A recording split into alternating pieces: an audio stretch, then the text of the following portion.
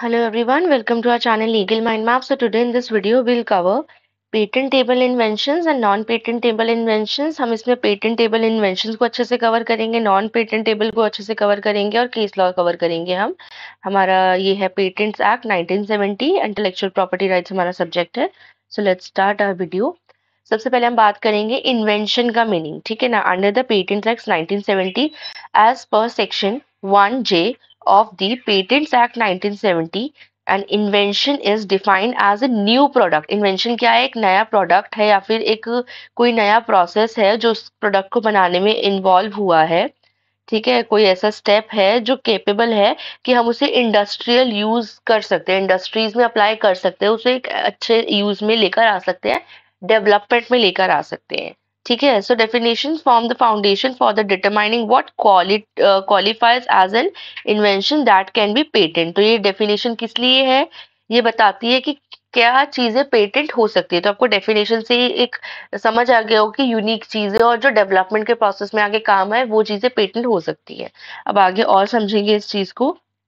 Now patentable inventions under the patents act 1970, for an invention to qualify for patent it must be meet specific conditions. Patent act के according अगर inventions को हमें patent में count करना है तो उसके कुछ स्पेसिफिक इंग्रेडिएंट्स है, कुछ कंडीशंस होती है जो होने चाहिए उस चीज में, जो भी वो इन्वेंशन है उन सब उसमें वो सब चीजें होनी चाहिए, वो सारे इंग्रेडिएंट्स होने चाहिए ताकि हम उसे पेटेंट के अंदर काउंट करें. फिर जब प्रोसेस होगा पेटेंट का तब डिसाइड होगा पेटेंट होगा नहीं होगा, बट वो फर्स्ट स्टेप तो यही है कि पेटेंटेबल आइटम है या नहीं.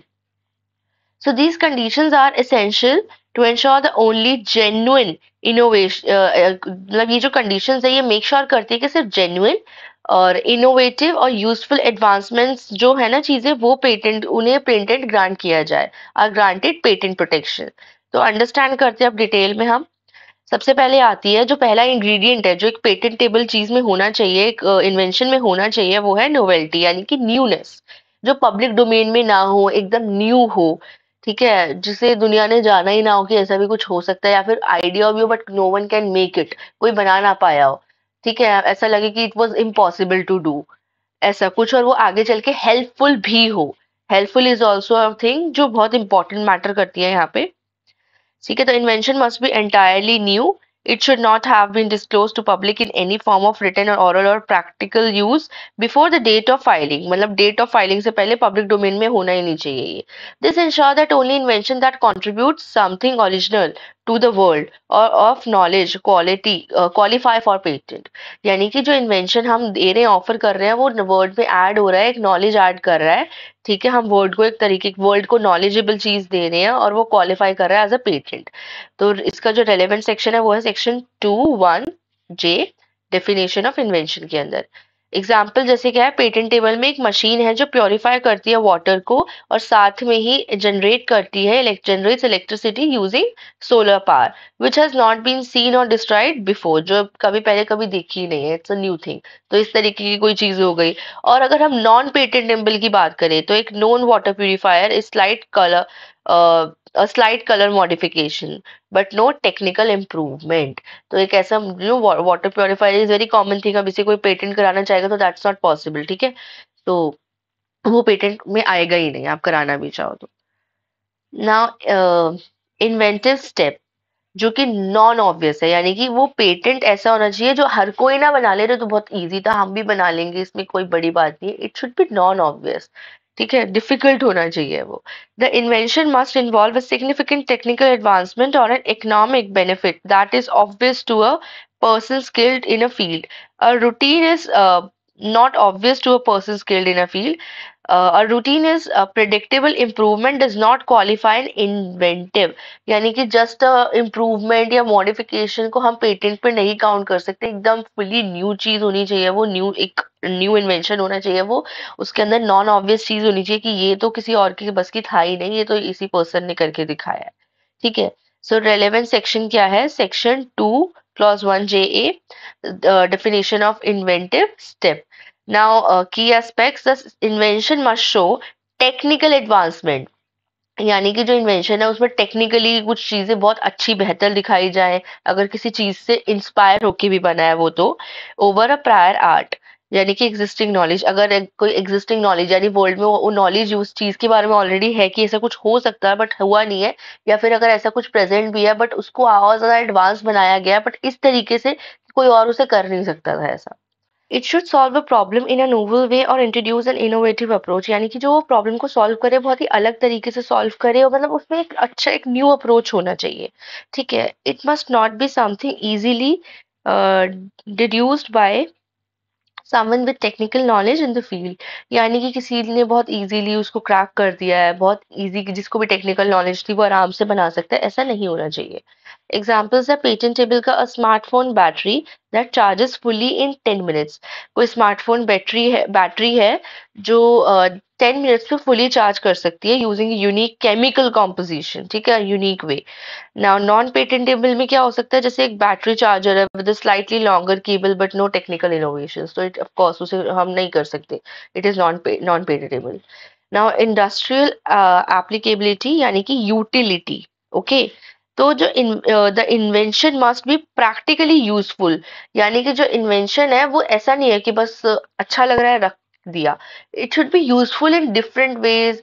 वो इंडस्ट्रियल एप्लीकेबल होना चाहिए, वो इन्वेंशन ऐसा होना चाहिए कि वो लोगों के लिए यूजफुल हो, बल्कि और ज्यादा चीजें बना भी पाए, आगे और न्यू इन्वेंशंस भी कर पाए, हम उसे एज अ रॉ भी यूज कर पाए, तो इस तरीके से उस इन्वेंशन का यूज होना चाहिए, डेवलपमेंट में यूज होना चाहिए, this is one of the main ingredient. So invention must be practically useful and capable of being produced or used in an industry. The product or process must have specific, substantial and credible industrial use. इसका relevant section है section 2 clause 1 AC, definition of capable and industrial applications में। अब जैसे example लेते हैं हम patent का, a new material that resist corrosion and can be used in ship building and construction, कोई न्यू मटेरियल है जो शिप बिल्डिंग के अंदर यूज हो पा रहा है, and something different, something new जो पहले कभी नहीं हुआ है। ठीक है, और नॉन पेटेंटेबल में जैसे कि एक थियोरेटिकल साइंटिफिक कॉन्सेप्ट है बिना किसी प्रैक्टिकल एप्लीकेशन के, तो उसे हम नहीं कर सकते। और सेक्शन 3 और 4 में वो आइटम्स होते हैं जिन्हें पेटेंट हम नहीं करा सकते हैं। ठीक है, so like we can say in section 3A frivolous invention.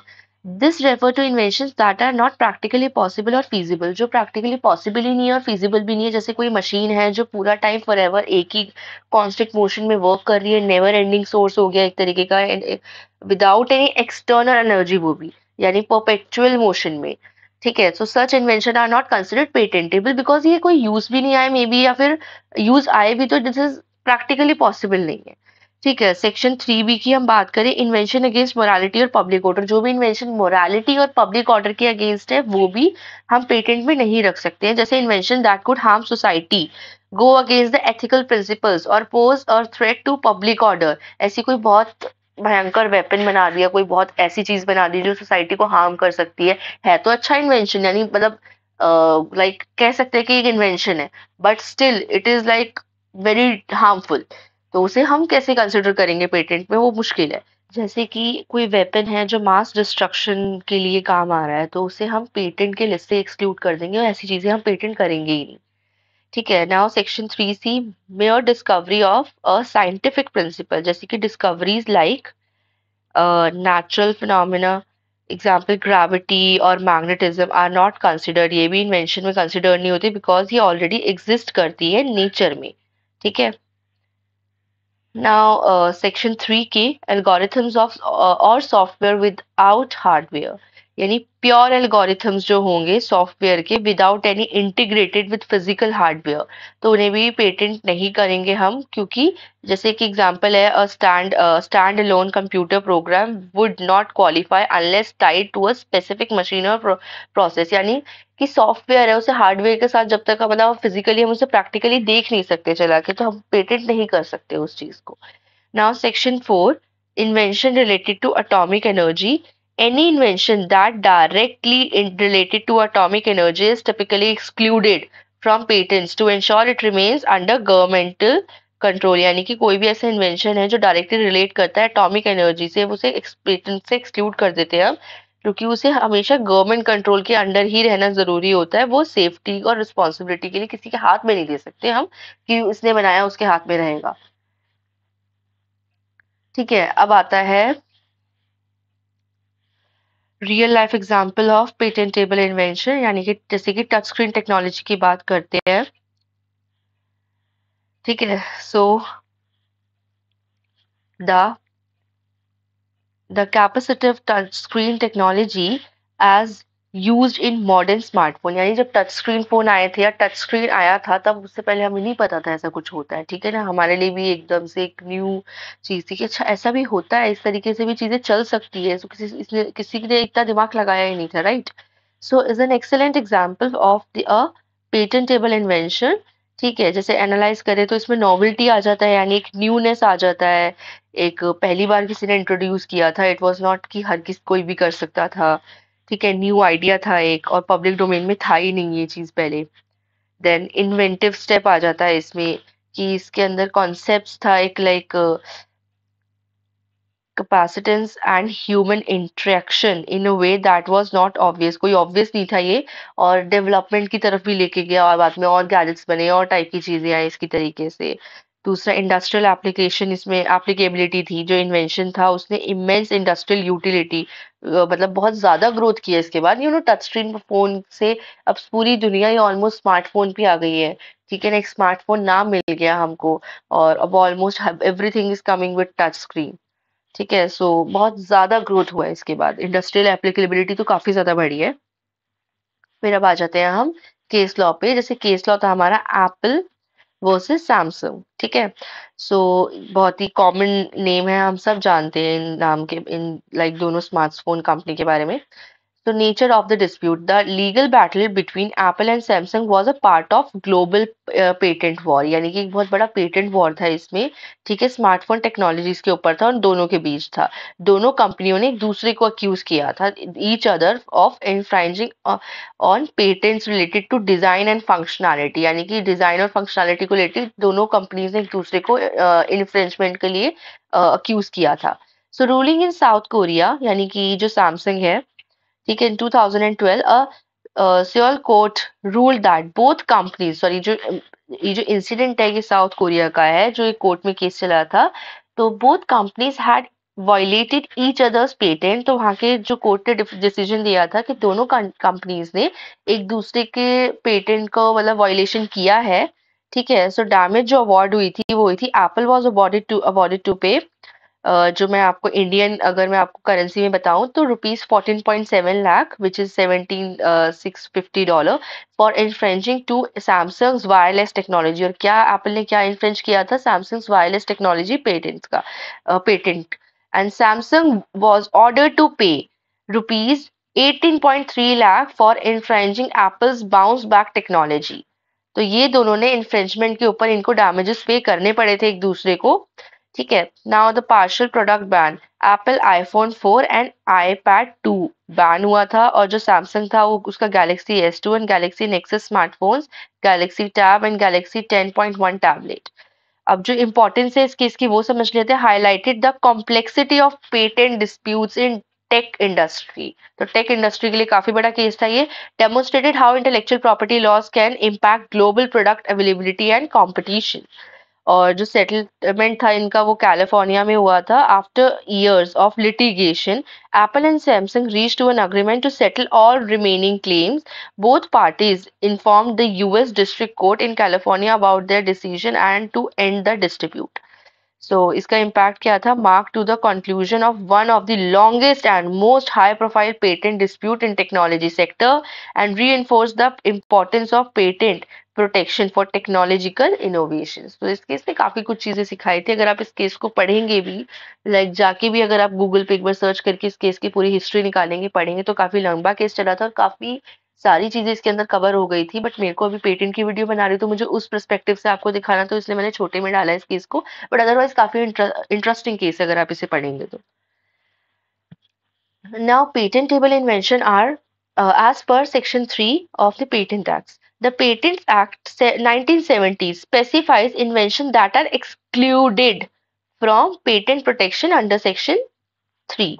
सो ये जो एक्सक्लूडेड है उनकी बात की जा रही है सेक्शन 3 के अंदर, जो हम अभी पीछे पढ़कर भी आए हैं। द सिमिलर थिंग मैंने दोबारा इसमें कवर करी है ताकि आपको नॉन पेटेंट टेबल में कोई डाउट ना रहे। एक बार आप इन्हें पढ़िएगा, मैं इसलिए दोबारा रीड नहीं कर रही, वीडियो अननेसेसरी स्ट्रेच हो रही है, मैं अगर एक्सप्लेन करूंगी तो पीछे एक्सप्लेन करके आई हूँ मैं आपको। ठीक है, ये पॉइंट सारे, all these points I have explained अभी जब सेक्शन 3 और सेक्शन 4 कवर किया था ना तब। ठीक है, and here is a case law, Novartis versus Union of India। Fact क्या था? Novartis sought a patent for a new crystalline form of cancer drug। ठीक है, इसका जो प्रोनाउंसिएशन होगा I think Glivec. So ruling the Supreme Court denied the patent. Supreme Court ने patent deny कर दिया था, citing section 3D as new form did not demonstrate enhance, यानी कि जो न्यू फॉर्म है इनको चाहिए था इस मेडिसिन के ऊपर पेटेंट। इन्होंने कहा था कि हमारा कुछ इस तरीके से एक मेडिसिन में हम ये एक कैंसर ड्रग में कुछ डाल रहे हैं हम, there is some kind of you substance and it is something progressive substance की आगे चल के इम्प्रूव होता रहेगा। लेकिन सुप्रीम कोर्ट ने कहा था ऐसा कुछ नहीं हो सकता है, ऐसा हमने देखा प्रैक्टिकली इस एक चीज को समझ के, बट ऐसा पॉसिबल नहीं है, दिस इज नॉट पॉसिबल जिस चीज का आप क्लेम कर रहे हो। तो उन्होंने इन्हें पेटेंट के लिए मना कर दिया था। Now, methods of agriculture or horticulture, section 3 H. Definition है methods related to agriculture practices rather than technological innovations are non-patentable। ठीक है, एग्जाम्पल है a traditional method of increase crop yield such as using organic manure. ये one of the example, इसको हम patent में नहीं डाल सकते क्योंकि बहुत ऐसा मेथड है जो सब लोगों को यूज करने की जरूरत पड़े अगर किसी कोई फाइंड आउट भी करता है, फिगर आउट भी करता है तो। explanation is such methods are considered part of journal agriculture practices and are not industrial applicable inventions। अब आता है मैथमेटिकल और business methods, algorithms and computer programs versus section 3 के, यानी कि डेफिनेशन है एब्स्ट्रैक्ट मैथमेटिकल मेथड्स और algorithms without hardware integration can not be patent. ये भी मैं आपको समझा चुकी हूँ कि जो भी सॉफ्टवेयर है उनको एक हार्डवेयर प्रोग्राम की जरूरत पड़ेगी। अब हालांकि टेक्निकल लैंग्वेज है, मैं इसको ज्यादा तो एक्सप्लेन करके आपको नहीं समझा पाऊंगी। ठीक है, बट एक सॉफ्टवेयर को हार्डवेयर के लाइक यू नो प्रैक्टिकली उसको कुछ चीजों को दिखाने के लिए प्रैक्टिकल लेवल पे जरूरत पड़ेगी। ठीक है, जैसे इसका केस लॉ था Farid Elani versus Union of India to 2020। Fact था patent application for a software related invention was initially denied under section 3K। Ruling, the Delhi High Court clarified that software with technical contributions यानी hardware integration could be patentable. आप इस चीज को इतना भी अगर समझ लेंगे ना कि जो सॉफ्टवेयर है उसको हार्डवेयर की जरूरत है, हार्डवेयर के बिना हम उसे पेटेंट अलाउ कर ही नहीं सकते हैं। ठीक है, क्योंकि हम उसे प्रैक्टिकली दिखा ही नहीं पाएंगे, शो ही नहीं कर पाएंगे वो किस तरीके से वर्क कर रहा है। ठीक है, तो इस वजह से उसे पेटेंट नहीं मिला था इस केस में। atomic energy, I've already covered this। Now मैं आ रही हूँ सीधा comparison of patentable versus non patentable invention पे। यानी कि पेटेंटेबल का एक एग्जांपल है, जैसे एक न्यू ड्रग है, फॉर्मूला है जो ट्रीट करता है स्पेसिफिक टाइप ऑफ कैंसर, जो कि एक नॉवल है, इन्वॉल्व्स एन इन्वेंटिव स्टेप, और वो एक इंडस्ट्रियल एप्लीकेबिलिटी भी प्रूव करता है कि आगे डेवलपमेंट हो सकता है, इंडस्ट्रियल तरीके से उसे यूज किया जा सकता है आगे, तो डेफिनेटली उसे पेटेंट में हम काउंट करेंगे। और अगर नॉन पेटेंटेबल एग्जांपल का ले हम तो mere discovery of a plant that naturally produce a chemical useful for treating cancer as it is only a discovery not a invention। अब एक चीज ने फिगर आउट मतलब निकाला है, वो चीज मिली है कि अच्छा ऐसा भी कुछ हो सकता है जो हेल्प कर सकता है मेडिसिन बनाने में प्लांट, तो वो एक डिस्कवरी है, वो कोई इन्वेंशन नहीं है, तो उसे हम पेटेंट में काउंट नहीं कर सकते। Now, case law Novartis AG's AG versus Union of India 2013। इसमें जो इशू था वही ये पीछे भी हम एक केस यही सेम केस मैं आपको बता चुकी हूँ। ठीक है, weather a new form of known substance can be patent, यानी एक नए तरीके का नोन सब्सटेंस है, बट मतलब एक नोन सब्सटेंस है ऑलरेडी, बट उसे एक नए फॉर्म में प्रेजेंट किया गया है कि अब ये काफी इम्प्रूव हो गया है, अब ये और भी ज्यादा ऐसे रिजल्ट दे रहा है जो पहले कभी नहीं दे सकता था, इस तरीके से उसे दिया गया है, यानी मॉडिफाइड वे में, या फिर कह सकते हैं हम बेटर वर्जन में, तो क्या उसे पेटेंट कर सकते हैं? ये इस केस का क्वेश्चन था। ठीक है, अंडर सेक्शन 3D। तो न्यूज तो हम समझते हैं इस केस को नाउ।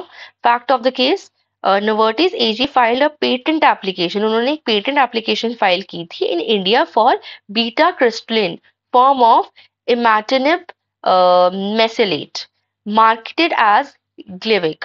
अ ड्रग क्या है ये, उसे मार्केट में ग्लेविक के नाम से लेकर आया गया था, ठीक है, a drug use to treat certain cancers. So जो एप्लीकेशन थी वो रिजेक्ट कर दी गई थी इंडियन पेटेंट ऑफिस में on the grounds that it failed to demonstrate enhanced therapeutic efficiency, यानी कि जो आप कह रहे हो, जिस चीज का आप क्लेम करो कि बहुत बेटर रिजल्ट दे रही है, बहुत ज्यादा इम्प्रूव्ड हो गई है और भी ज्यादा बेहतरीन है, इतनी बेटर है, इतनी ज्यादा अलग हो चुकी है अब ये पहले से रिजल्ट में कि अब आप इसे पेटेंट में लेकर आ सकते हो, तो नहीं, इतना चेंजेस ये नहीं दिखा रही है, ठीक है। So as required by section 3D, तो हम जब इतना चेंजेस नहीं देख रहे इसमें, तो हम इसे पेटेंट के लिए नहीं अलाउ कर सकते हैं। तो नोवर्टिस आर्ग्यू किया था उन्होंने that beta crystalline form had, तो ये जो ग्लेविक का बीटा क्रिस्टलिन फॉर्म था इस ड्रग का, ठीक है, वो इम्प्रूव हो चुका है, उसने अपनी प्रॉपर्टीज को इम्प्रूव किया है, such as bioavailability and stability. So legal provisions जो थे इसमें इन्वॉल्व थे वो थे section 3D of patent act 1970। इन्होंने प्रोहिबिट किया था patenting a new form of non substance unless the new form result significant enhance efficiency. देखो, आर्ग्यूमेंट इसमें बस इतना ही था कि जो कंपनी थी, जो ड्रग्स जो जो चाह रही थी कि उनका जो ग्लेविक फॉर्म है वो पेटेंट हो जाए, क्योंकि वो कह रहे थे कि रिजल्ट इम्प्रूव मिल रहा है, आपको बेटर मिल रहा है, बहुत बेटर वर्जन है। लेकिन जो पेटेंट ऑफिसर्स थे वो ये कहना चाह रहे थे, और कोर्ट ने भी रिजेक्ट कर दिया था, क्योंकि वो कह रहे थे कि नहीं, प्रैक्टिकली जब हम इस चीज को देख पा रहे हैं तो नहीं, इतना बेटर नहीं है कि हम इसे पेटेंट में डालें, it's not an invention, it is right now, it was already in public domain. And जिस तरीके से आप इम्प्रूवमेंट बता रहे हो कि हमें इसे इतना इम्प्रूवमेंट नहीं है इस चीज के अंदर कि हम इसे पेटेंट करें, ठीक है। So this was the argument, आप एक बार पढ़ लीजिएगा यहाँ पे, ठीक है। ये पीछे जो मैंने कवर किया सेक्शन 3D का, मैं यही चीज आपको समझा रही हूँ। जो जजमेंट था नाउ, जो the Supreme Court dismissed Novartis appeal, Supreme Court ने नोवार्टिस की अपील को भी डिसमिस कर दिया था, and ruled that the beta crystalline form of imatinib mesylate did not demonstrate enhance the therapeutic efficiency, यानी वो नहीं डेमोन्स्ट्रेट करता जो उन्होंने क्लेम किया था कि थेरेपेटिक एफिशिएंसी जो है वो बहुत ज्यादा अच्छी हो रही है, ऐसा कुछ नहीं बता रहे सुप्रीम कोर्ट कि आपने जो क्लेम किया था आपकी मेडिसिन उस तरीके से वर्क नहीं कर रही है as required by the section 3D। So the court clarified that efficiency in the context of medicine must be therapeutic efficiency, यानी आपने जिस तरीके से क्लेम किया था वो उस तरीके से होना चाहिए, वो थेरेपेटिक एफिशिएंसी होनी चाहिए, not merely improve physical property. आपने थेरेपेटिक एफिशिएंसी बोला तो थेरेपेटिक एफिशिएंसी ही होना चाहिए, आप ये नहीं बोल सकते कि बस उसकी फिजिकल प्रॉपर्टी इंप्रूव हुई है, no, it should not be like that. तो इस केस में इतना था, थोड़े से इंपॉर्टेंट पॉइंट्स है जिन्हें आप पढ़ेंगे तो और बेटर समझ में आएगा, और ये एक तरीके का लैंडमार्क जजमेंट था, ठीक है।